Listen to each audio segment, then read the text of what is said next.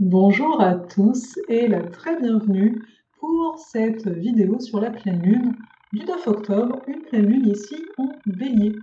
Pour rappel, on a eu en date du 25 septembre la nouvelle lune en Balance. Donc à voir où vous en êtes, parce que la pleine lune est toujours un moment finalement où on fait, on fait la part des choses. On se rend compte qu'il y a certaines choses, ici en lien au relationnel, en lien à certaines habitudes de vie, la gestion aussi de notre énergie, etc. Tout ça, c'était un peu les potentiels, les germes qu'il y avait en date de la nouvelle lune en Balance du 25 septembre. Et là, on arrive au moment de cette pleine lune en Bélier, donc 2 semaines après, et il y a certaines choses qui vont être mises en lumière. Donc déjà, observez, voyez quels étaient les sujets pour vous au moment du 25 septembre, voir là, voilà, au moment où vous regardez en tout cas cette vidéo, est-ce qu'il y a eu des progressions? Est-ce que vous vous sentez un peu plus apaisé ou pas? Parce que dans l'énergie, il y a quelque chose qui semble s'apaiser. En fait, plus que s'apaiser, il y a comme un appel au repos, dans ces énergies ici présentes. Et ensemble, on va observer tout ça. Qu'est-ce qui est réellement en train de se passer, notamment par le biais, vous en avez l'habitude, des degrés sabiens, voir un petit peu la symbolique qui est derrière le degré où se situe la Lune en Bélier ici. Et puis, bien sûr, on va regarder l'ensemble des planètes et compagnie. Je suis Farah Sabi alias Osalé et sur cette chaîne, on a l'habitude de voyager à travers les nouvelles et les pleines lunes. Et vous pouvez remarquer aussi que vous allez trouver des vidéos sur les différents signes du zodiaque, que je suis en cours aussi de création, aussi sur les planètes et compagnie. Et vraiment, mon but, c'est d'amener chacun à recouvrer son pouvoir personnel, à se rendre compte que en ayant de la clarté par rapport à ce qui se passe, etc., on est tous à même de faire des choses qui nous correspondent davantage. Là-dessus, on va partir directement sur cette carte. Moi, je vais me l'afficher de la pleine lune en Bélier. Donc, une pleine lune qui se joue au 17e degré du Bélier. Donc, le degré Sabian, comme d'habitude, c'est quoi? C'est chaque signe du zodiaque à 30 degrés.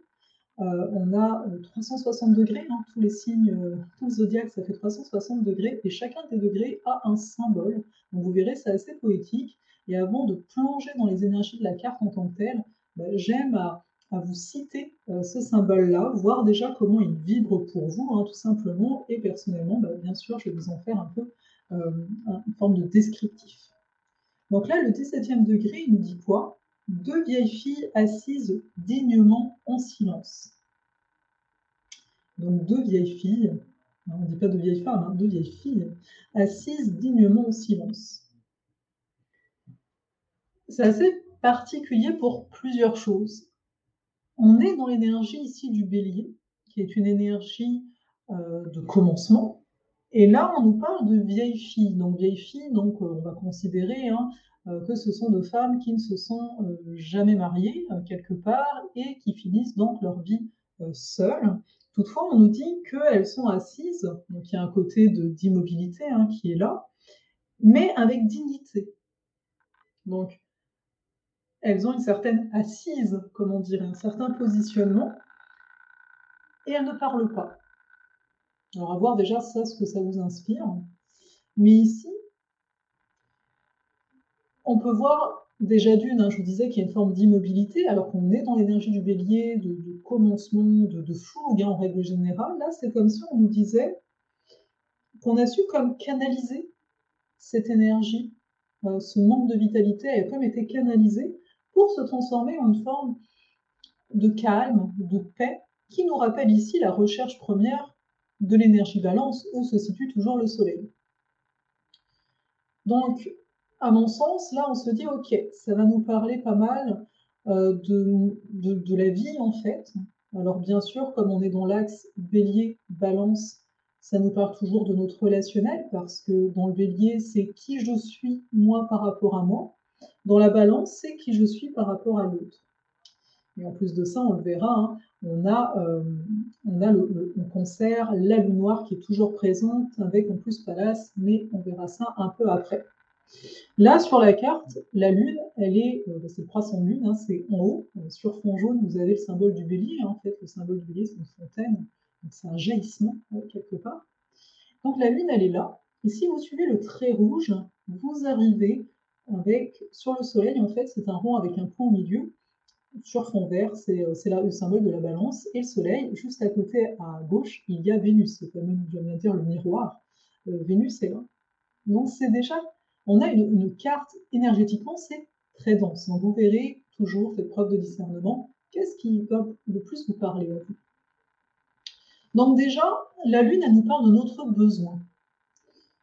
Donc là, il y a un besoin de stabilité, il y a un besoin de se poser, il y a un besoin, comme c'était mentionné avec le degré Sabian, de pondération, d'une certaine façon.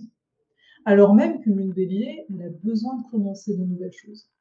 Elle a besoin de liberté, elle a besoin de justice. Cette Lune, elle n'est pas totalement toute seule. Si vous regardez bien à droite de la Lune, du croissant de Lune, on a une sorte de petite clé, un symbole noir. Moi, les planètes sont en rouge sur ma carte, mais c'est Chiron.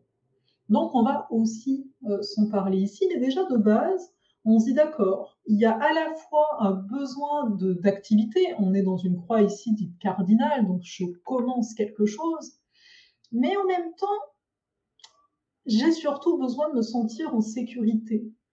J'ai besoin de me sentir au calme par rapport à moi-même. Donc ça, c'est quelque chose d'assez important à noter que oui, c'est une pleine lune Bélier, mais c'est pas n'importe quoi et c'est pas n'importe comment.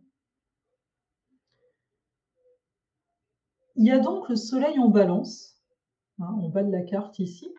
Donc conjoint Vénus, Vénus qui est chez elle en Balance, Vénus qui lors de la nouvelle lune était encore en Vierge. Donc là, ce qui est intéressant, c'est de se dire, nous sommes dans une quête d'équilibre qui est très forte. Et c'est pour ça, tellement forte, j'ai envie de vous dire, que même le degré Sabian nous parle, alors qu'il est en Bélier, celui-là, nous parle de quelque chose d'assez pondéré. Dans toute opposition, on a de la clarté. Donc là, peut-être vous avez de la clarté sur votre façon d'amener les choses, votre façon de vous positionner, de vous affirmer. Il y a vraiment un défi là-dedans, présentement. Comment j'affirme les choses? Comment je nomme les choses? Est-ce que je suis trop délicat ou au contraire pas assez? La Lune, pour revenir à elle, elle est donc conjointe à Chiron. Il y a quelque chose en lien à la réceptivité. À quel point je sais recevoir? À quel point je me permets de recevoir? À quel point je prends des initiatives pour m'amener dans le monde? Ou à quel point je pense que j'ai pas le droit de montrer ma vulnérabilité? J'ai pas le droit de ralentir. Je dois toujours conquérir. Une lune bélier, c'est la conquête, quelque part. Et là, on nous dit, mais est-ce que ça a encore réellement du sens aujourd'hui de vouloir plus? On ira voir ici, Jupiter est aussi en bélier, il est rétrograde. Il est opposé actuellement toujours à Mercure et il l'était à la nouvelle lune, au soleil et à la lune. Donc il y a quand même un questionnement ici de maturité émotionnelle, j'ai envie de vous le dire comme ça, parce que dans l'énergie bélier, initialement, on peut se retrouver dans quelque chose de beaucoup plus immature. Vous savez, un peu l'enfant qui dit « je veux tout de suite quelque chose », et là on nous dit non, non, ça ne marche plus. Donc il y a à la fois dans cette carte une redistribution, je veux dire, par rapport à chacun d'entre nous, une redistribution sur comment j'entre en relation avec le monde, comment je commence les choses, mais aussi comment je les poursuis. Parce que dans l'énergie balance, avec le Soleil et Vénus présentes ici, il y a un potentiel d'amour qui est très fort et qui dit « mais pourquoi œuvres-tu réellement? Est-ce que tu œuvres pour ta gloire ou est-ce que tu œuvres pour réellement faire partie d'un collectif et d'un collectif avec des règles différentes ?» Pourquoi je dis ça? C'est parce que ici, Soleil et Vénus en balance sont en bel aspect, en trigone à Saturne, toujours rétrograde en Verseau. En bel aspect lui-même à Mars en Gémeaux, qui arrive lui aussi à être en bel aspect, en trigone, au Soleil. En fait, on a un beau, on appelle ça en astrologie un trigone d'air. Donc il y a quelque chose en lien au relationnel, en lien à la circulation de l'information qui est assez fluide pendant cette pleine lune. Et c'est pour ça qu'on nous pointe du doigt quelque part, parce qu'il y a aussi, dans cette carte ce qu'on appelle un cerf-volant en termes de figure, hein. La Lune est en haut du cerf-volant, le Soleil et Vénus en bas. Et on nous dit: «Mais il y a quelque chose qui était déséquilibré». Quand on est dans l'énergie de la Balance, il y a à chaque fois quelque part une forme de déséquilibre qui est ressenti. Et de dire: «Mais qu'est-ce qui est donc à rééquilibrer réellement?»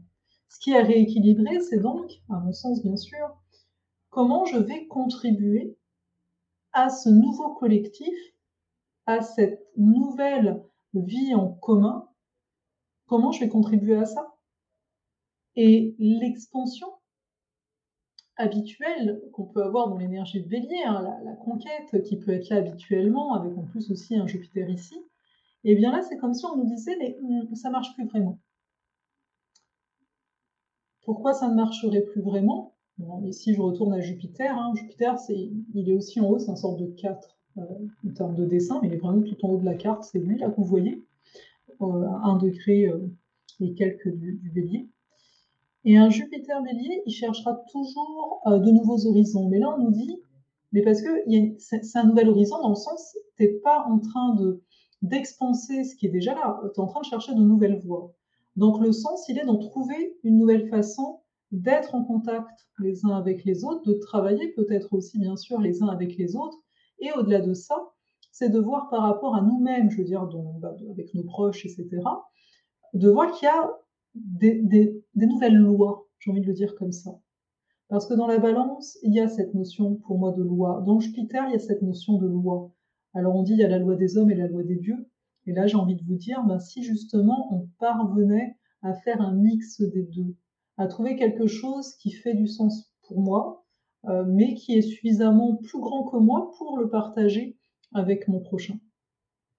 Alors oui, ça peut paraître obscur, je vous l'accorde, mais c'est de voir ici que c'est à nous de faire des tests. On a un Mars Gémeaux, à nous d'essayer, à nous de mettre en place, à nous de nous amener, mais encore une fois, pas en mode je me précipite, je panique, donc il faut absolument trouver un chemin, mais réellement en mode j'ai envie de trouver une assise intérieure.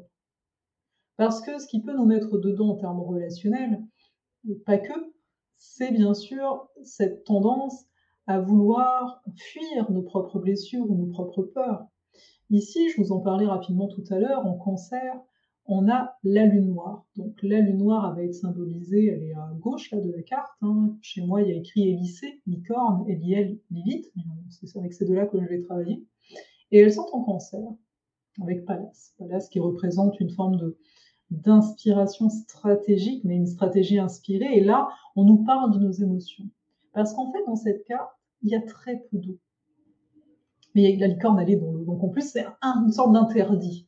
Et c'est de se dire à un moment, oui, c'est bien les plans, oui, il est nécessaire, parce qu'il n'y a pas beaucoup de terre non plus, on a quand même pas mal de feu et d'air. Donc oui, c'est bien de planifier, oui, c'est bien de passer à l'action, de se dire, bah, je vis dans le présent, et puis voilà. On planifie, on vit dans le présent, c'est un peu bizarre.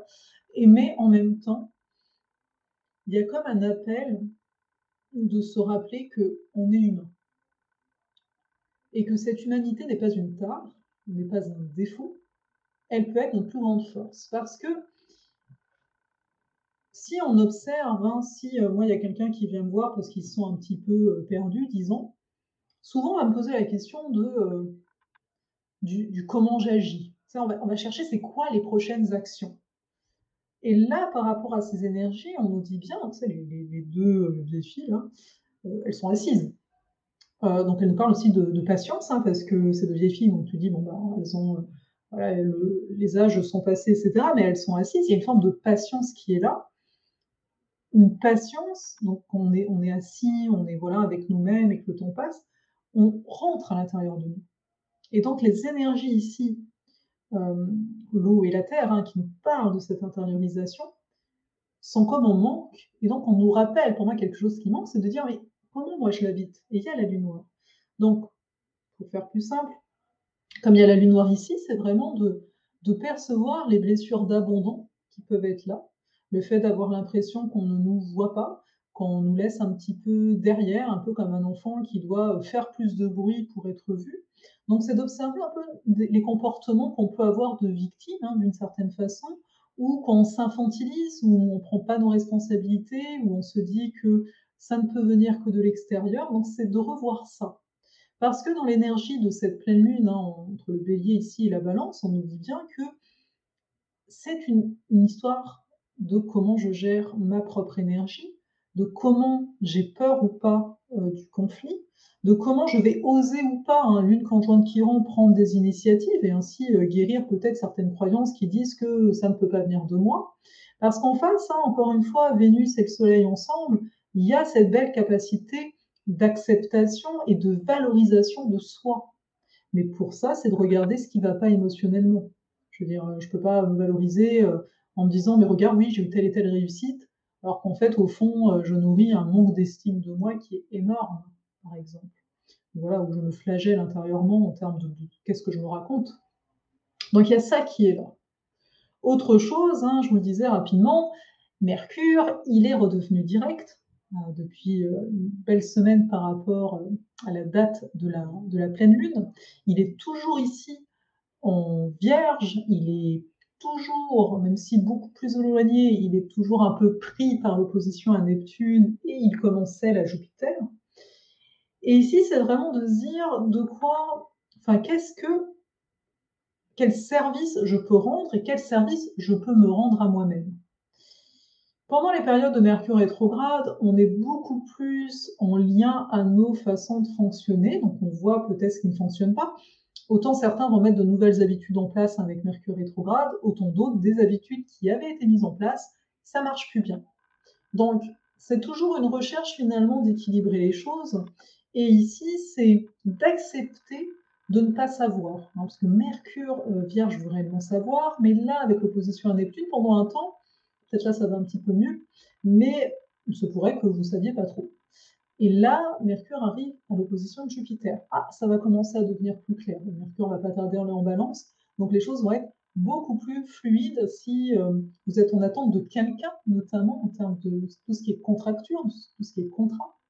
Certaines choses vont pouvoir avancer voilà, dans peu de temps. Hein, c'est une histoire de jours par rapport à cette pleine lune.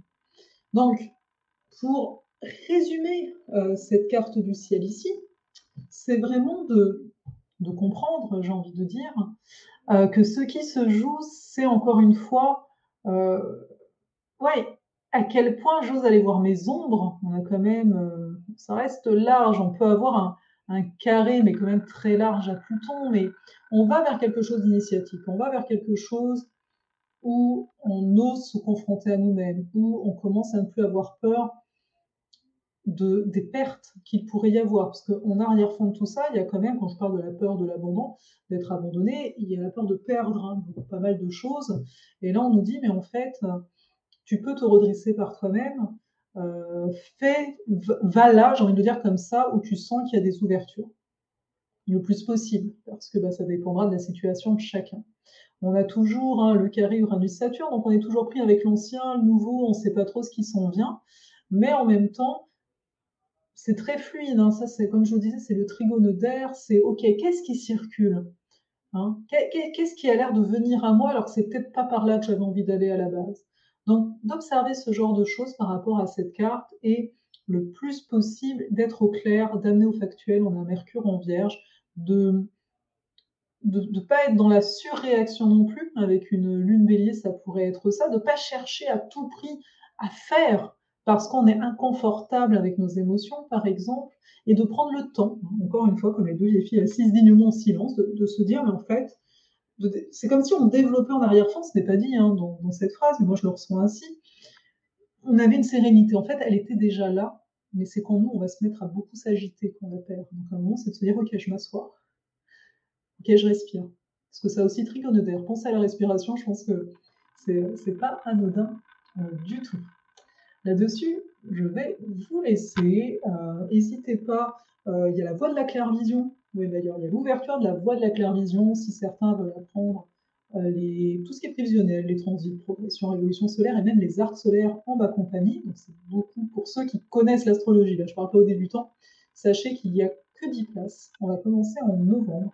Donc, si ça vous tente, vous êtes les très bienvenus. Vous verrez, il y aura les détails, je vous mets le lien comme d'habitude. Voilà pour ça. Il y a plein de changements de mon côté, qui vont arriver d'ici la fin de l'année. Je suis, très dans la création et en même temps dans la structure, donc c'est pas rien du tout. J'espère aussi par ici, au niveau de YouTube, vous apporter, bah, plus de vidéos, plus de contenu en fait en général. Donc ça aussi, bah, ça demande une certaine organisation, voilà. Donc n'hésitez pas d'ailleurs, bah, pour pas rater, tous ces contenus, de vous abonner à la chaîne, parce qu'encore une fois, j'ai vu qu'il y en a pas mal qui regardent les vidéos qui sont pas abonnés. Voilà, merci à vous, mais ce serait cool. Et encore une fois, si vous avez aimé cette vidéo, n'hésitez pas à cliquer sur le bouton j'aime. Je vous souhaite une excellente période de pleine lune.